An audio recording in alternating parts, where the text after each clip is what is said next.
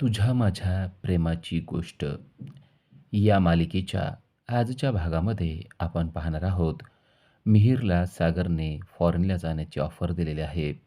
पण त्याला मात्र फॉरेनला जाण्याची इच्छा नाही आहे. कारण नसताना आता सावनीमध्ये बोलत आहे आणि ती मिहिरला आपण मोठी बहीण आहोत आणि तू माझं ऐकलंच पाहिजे अशा भाषेत सांगत आहे. आता तू इथलं सगळं सोडून दे आणि तो फॉरेनला जा, स्वतःकडे बघ आणि स्वतःची प्रगती कर असं ती त्याला सांगते. पण मिहिरला मात्र ती गोष्ट अजिबात पटलेली नाहीये. मिहिर डायरेक्ट सागरला म्हणतो, की "इथं जी परिस्थिती आहे ना, मी त्याला तोंड द्यायचं ठरवलेलं आहे. इथल्या परिस्थितीपासून मी पळ काढू शकत नाही." तेव्हा सावनीला तिचं उत्तर मिळालेलं आहे. सावनी म्हणते, "म्हणजे मी तुला सांगते ते चुकीचं वाटतंय का?" तेव्हा तो तिला म्हणतो, "मी तुझा सल्ला मागितलेला नाहीये आणि तुझा सल्ला घेण्याची परिस्थिती माझ्यावर आलेली नाहीये. त्यामुळं तू मला कसलाही सल्ला देऊ नको." असं म्हणून डायरेक्ट त्याने सावनीचा अपमान केलेला आहे.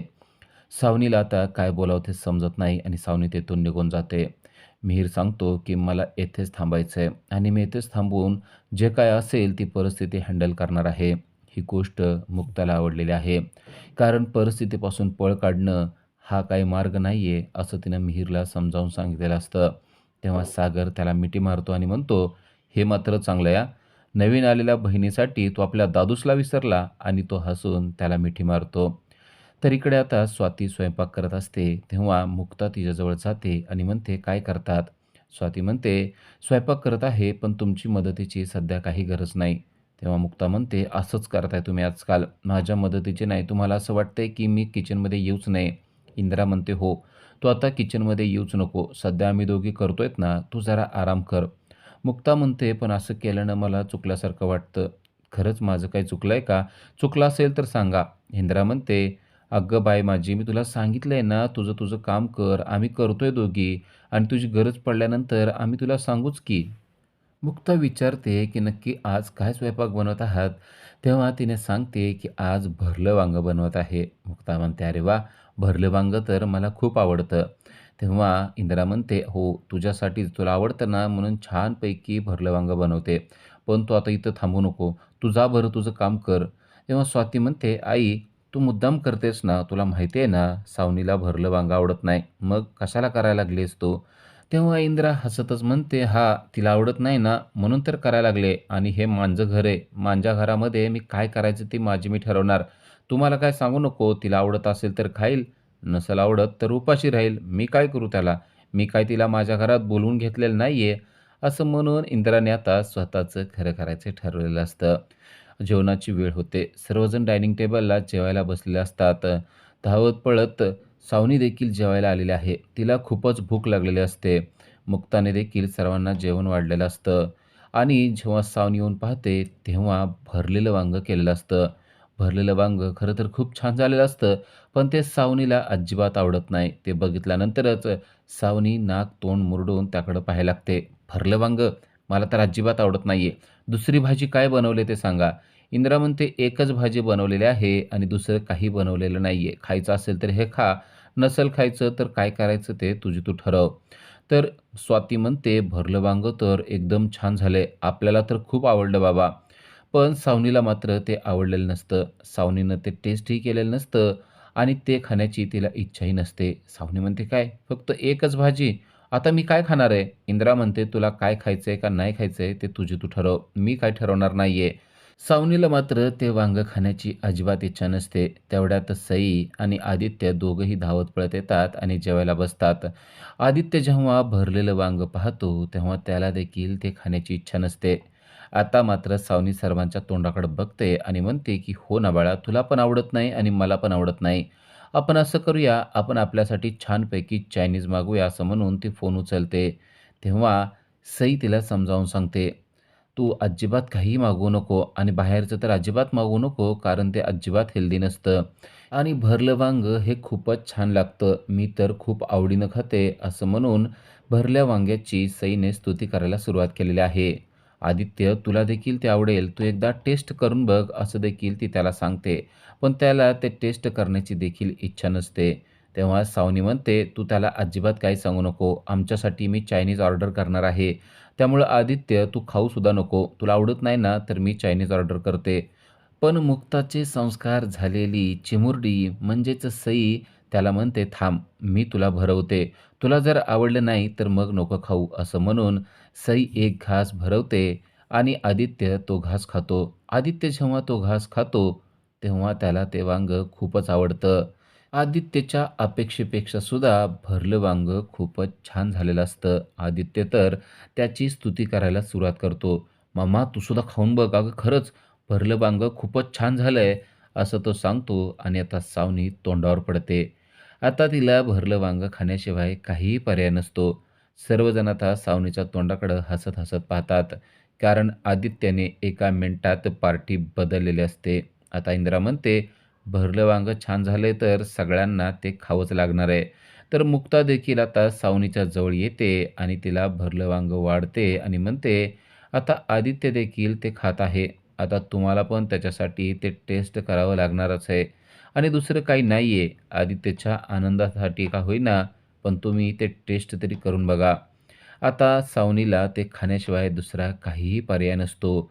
सावनी एक घास खाते, पण मनात रागानं म्हणते, की "तू मला आज हे वांगं खायला लावलंय ना, तर बघ आता मी काय करते आणि नेहमी लक्षात ठेव, जेव्हा तू माझ्या वाटेला जाशील ना, तेव्हा मी काही नाही काहीतरी करणार आहे." असं म्हणून सावनीने आता मुक्ताच्या विरोधात काहीतरी करायचं ठरवलेलं असतं. त्याच नंतर आपल्याला पाहायला मिळतं, की दारामध्ये एक पार्सल बॉय आलेला आहे आणि त्याने एक पार्सल आणलेलं आहे. त्याच्या हातामध्ये बुके आहे आणि त्याचबरोबर एक ग्रीटिंग कार्डसुद्धा त्याने आणलेलं असतं. सई धावत पळत जाते आणि ते बुके घेते आणि ग्रीटिंग देखील घेते आणि ग्रीटिंग वाचण्यासाठी धावत पळत हॉलमध्ये येते आणि म्हणते, की "मी वाचणार आहे मामा, थांब." म्हणून तिने ते ग्रीटिंग वाचायला लागते आणि त्यावर लिहिलेलं असतं, "हॅपी अॅनिव्हर्सरी सागर आणि सावनी." हे नाव ऐकल्यानंतर सर्वांना मोठा धक्का बसतो. कारण सागर आणि सावनी यांच्या लग्नाची अॅनिव्हर्सरी कोणीच सेलिब्रेट करत नाही. मग हा खोडसाळपणा कोणी केला असेल, असा प्रश्न सर्वांना पडलेला असतो.